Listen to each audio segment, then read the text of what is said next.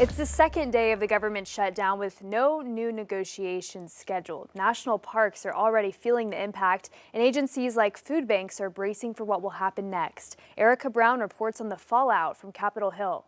80-year-old Yolanda Mendoza relies on SNAP benefits that could eventually be delayed if the shutdown drags on. Every week, she shops for food at the Arlington Food Assistance Center in Virginia. Our families are going to be hurt. The center's CEO is deeply concerned about what a long shutdown would mean if federal employees lose their jobs, as President Donald Trump has warned. When federal workers are laid off, the first thing they'll do is reduce expenses. And that means that housekeepers, lawn services are the first to be cut. And those are the families we serve. The shutdown has closed government buildings to the public in Washington and shuttered some national park facilities like the Sugarlands Visitor Center in Gatlinburg, Tennessee. We were going to talk to the rangers and went to open the door and it was locked. There were no new talks held here in Washington, with some lawmakers out of town for the Jewish holiday Yom Kippur. The Senate is scheduled to vote again Friday on a short-term spending bill. We're going to give my Democrat colleagues another opportunity to reopen the government. Democrats are holding out for the reversal of Medicaid cuts and extending Affordable Care Act subsidies, as President Trump warns he's determining which, quote, Democrat agencies should be cut. The largest union representing federal workers is suing to prevent any layoffs. Not one time have anyone equated firing an employee in conjunction with a furlough. Hundreds of thousands of federal employees have already been furloughed.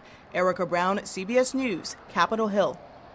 The White House says cuts are inevitable with no money coming in during the shutdown. 5 News reporter Bo Russell spoke with Arkansas 3rd District Congressman Steve Womack to get his take from Capitol Hill. Look, this thing could go a couple of different ways. We could be in for a long shutdown with both sides kind of dug in on their positions and not being willing to move at all. Or if the threat of some of these issues and consequences means something to people, and they certainly do to me, then maybe it will be time for the two sides to come back together and sit down and talk.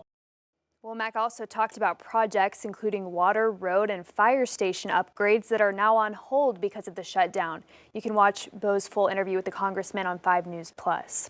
When the federal government shuts down, the impact can reach all the way to the school lunchroom. But one thing that helps is universal breakfast. That's thanks to SB 59, the bill that repurposes medical marijuana tax revenue to fully fund this program.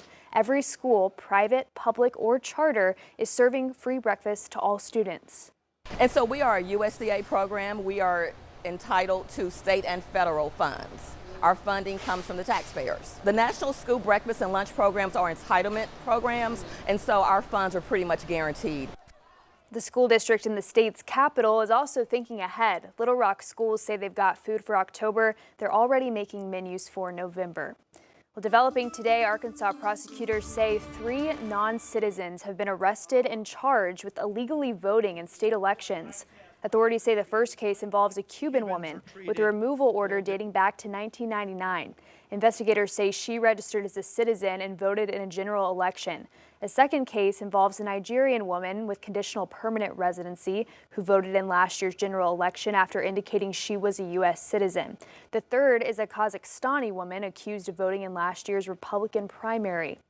Meanwhile, a prostitution investigation tied to 4 massage parlors is going on tonight in Benton County. Bentonville police say that they searched 3 businesses in Bentonville and 1 in Rogers and 3 homes. Police say the massage parlors involved are Dragon Spa Massage, Asian Galaxy Massage, My Asian Spa, and Health Magic Spa. No arrests have been made so far. No evidence from the search warrants has been released, but anyone with information on this investigation is asked to call Bentonville Police. We'll keep you updated with any new information right here on Channel 5. In Oklahoma, the founder of a Texas megachurch has pleaded guilty to child sex abuse crimes. Robert Morris, the founder and former pastor of Gateway Church in Southlake, Texas, entered those pleas in an Osage County courtroom Thursday. The charges stemmed from incidents dating back to the 1980s. Authorities say the victim was 12 years old at the time, and the abuse took place over 4 years. Under a plea agreement, Morris received a 10-year suspended sentence and will serve 6 months in jail. Well, back in Arkansas, the mayor of Taneytown is facing questions after a judge ruled that she misused public funds to pay a private law firm. The lawsuit claims Mayor Angela Russell used more than $15,000 of city funds to pay the Richard Mays law firm. The firm represented 18 residents, including Mayor Russell, who were all opposing the expansion of the Eco Vista landfill. A judge ruled the legal work was done solely for private individuals and not the city. Russell's attorney says the funds in question were reimbursed to the city in November of 2024. Attorney Joey McCutcheon, who filed the lawsuit against the mayor, said the spending was illegal and is calling for accountability. You know, when a mayor's spending $15,000 of taxpayer money on private attorneys, you know, that's just wrong. Mayor Russell tells 5 News she felt the payment was important because the Mays law firm performed work and depositions that benefited the city and its residents. The state of Oklahoma has appointed a new state superintendent to lead the state's education system. Governor Kevin Stitt announced in Tulsa today Lyndall Fields would take the position. He fills the seat of Ryan Walters, who resigned this week after leaving to become CEO of the Teachers Freedom Alliance. Fields was the former superintendent of Tri-County Tech, a public ed institution in Bartlesville. He was also formerly a professor at Harvard.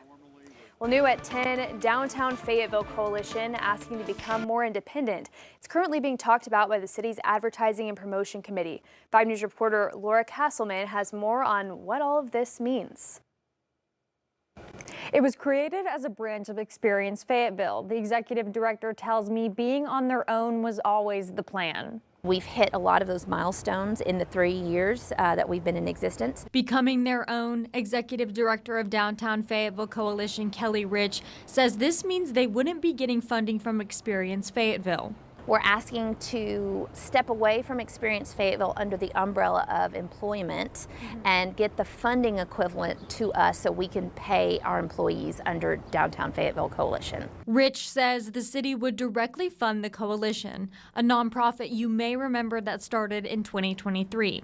CEO of Experience Fayetteville, Ryan Houck, says having a program under them that fly on their own is a good problem to have. They've done some great things over the last 3 years, and it's exciting to see them take this next step, and we're excited to support them in any way that we possibly can because we just want to build on the momentum that they already have going. Councilwoman Sarah Moore says both of the organizations are vital to the city of Fayetteville, drawing in crowds for the events they put on like the Restaurant Week and the Christmas Parade. It's incredibly important because whenever that money is here generated locally and it goes into that part of our economy, it returns to our economy. Rich says the commission has agreed to continue funding for the next years before potentially becoming their own. We're looking to, like I said, to streamline those processes and to have the funding come straight to Downtown Fayetteville Coalition. The city's Advertising and Promotion Commission is expected to continue discussions later this month. If approved, the move would give the Downtown Fayetteville Coalition more control over its staffing, funding, and event planning. Laura Castleman, 5 News. Thanks, Laura. Researchers at UAMS and U of A in Fayetteville have completed what they're calling the first statewide health survey. The initiative drew 10,000 participants and spotlighted aspects like maternal health, chronic conditions, tobacco use, and behavioral health. Researchers point to chronically low scores when it comes to National Health Survey rankings. Information from the survey will be accessible online next year and will get help from even more state schools analyzing that data.